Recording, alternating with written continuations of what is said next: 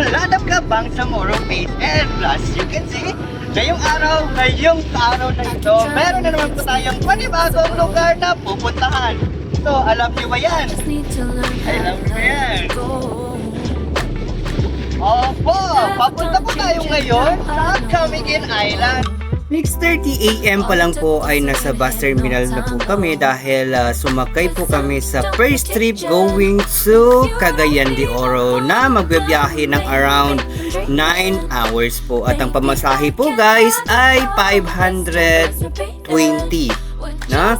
So, yun po, ito po yung madadaanan po natin. So, bago po tayo makarating ng Camiguin ay kailangan po pala natin dumaan sa Cagayan de Oro via Cotabato City or kung manggagaling po sa Cotabato City. At kapag nasa Cagayan de Oro naman po kayo ay sumakay naman po kayo ng another bus 2 hours trip po going to Camiguin Port po, no? So it's 200 plus po, 218 ata ang pamasahe kung hindi po ako nagkakamali, ano? So it's a total of 10 hours po one way going to Camiguin po yan from Cotabato City. Ang tawag po pala ng port or ng barge port sa Cagayan de Oro ay Linguan Port, no? At papunta po ito sa Binoni Port ng Camiguin Island.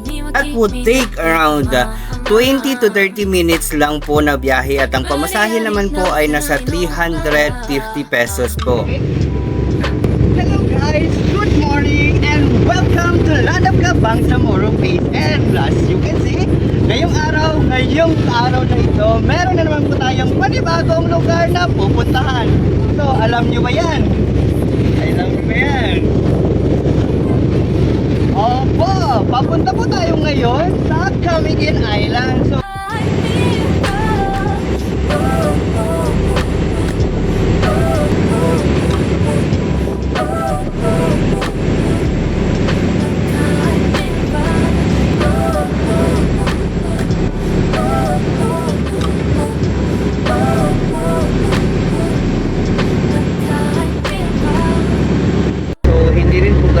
punuan yung mga bar na paalis pag masyadong early dahil padilim pa 5:15 AM po kasi itong sinagit po natin, so very maaga. So as you can see, medyo marami-rami rin po yung mga tourists na gustong pumunta dito and of course yung mga residents na bumabalik. So as to restriction or travel restriction, meron lang po kayong i-fill in na parang form. So mag-register po tayo sa Clean Camiguin parang tourism app po yun or sa website, no?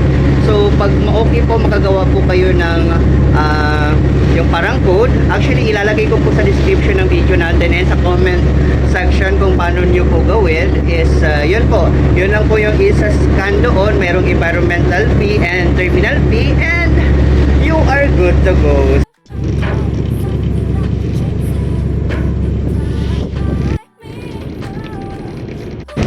So finally, dumating na po tayo sa Binoni Port, no? So, ready na po tayo mag-explore dito sa Camiguin pala, Camiguin, no? Excited na akong i-share sa inyo yung pusita sa isla nila. And, hello sir, kamusta ang biyahe? Okay lang. Nag-enjoy ka ba? Pagod. Pagod? Ah, sige, uwi ka na. So, siya po pala yung kasama natin. Kaya lang sponsor ng ating trip dito sa Camiguin Island. Thank you, sir. Hello guys! Finally, nandito na po tayo sa Binoni Port po, no? Dito po tayo darating or dito po tayo, tawag dito, magdaan kung papasok po tayo ng Camiguin Island. So, as you can see, yan po yung sinakyan po natin kanina. No? So, ang masabi ko lang po, very nice po yung trip and very convenient, no? Po, so ayan, pagdating po dito, scan po yung ating QR, ayan. So, parang may departure doon na QR, may parating po dito. So, ganito po yung itsura ng kanilang port. Ayan, hello! Hello guys! Ngayon po is ang napila po natin na gamitin na mode of transportation po dito ay motor. So nag-rent po tayo ng motor for whole day na ito, 500 sir, no? Whole day 500. So unang breakfast dito sa Camiguin. Sige. Ayan, so ngayon po ang unang stop po natin ang White Island. So nandito na po tayo sa port nila. Magkano ba yan? Meron tayong correct. Sangkano, sir? Pasensyahan nyo lang guys, sobrang mahangin po kaya ganyan po yung audio po natin. Morning po. Ano po may po doon? Anytime? Magkano ba yan? 70 yung pag-budget. Bale, kung ikaw ang isang 600. Kung isa lang. Saan bang puntahan yan? Wala lang sir. Yan lang na, puntahan yan ha? Pwede ka rin mag-snorkeling sir. Pwede mag-snorkeling na? Ayan. And then, yeah, Register lang yan dito sir. register lang kita na. Okay, so bayad is 550 daw. Papunta dun sa White Island. 50 pesos. Ah, then, entrance fee 50 pesos. Oh, so suma total 600 pesos para kasali ang entrance. Ayan, so papunta na po tayo sa White Island, no? So sakay po tayo ng ganitong bangka. So ganito po yung 550, good for 4 na tao. Sir.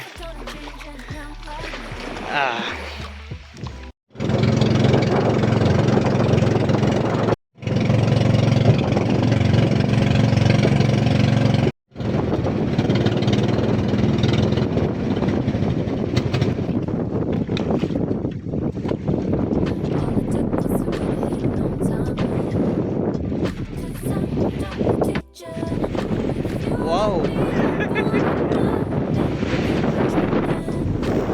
So mabilis lang po yung trip dito sa isla.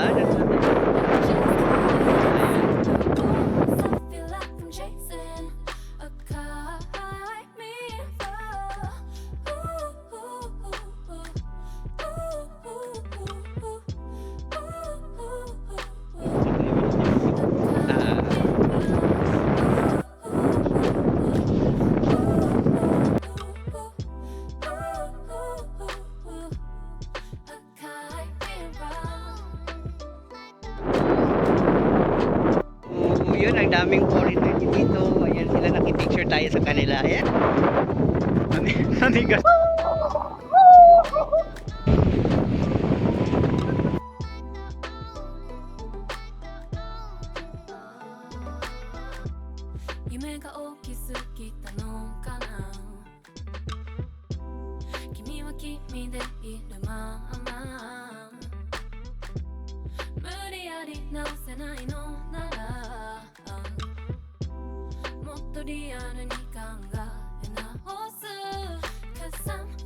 Chasing, now oh she tak nahi no, maybe I'm dreaming. Solo oh yeah.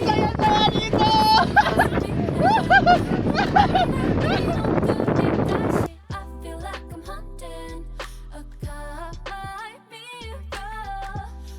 Araw, sobrang init na. Kailangan natin umalis. Ayan.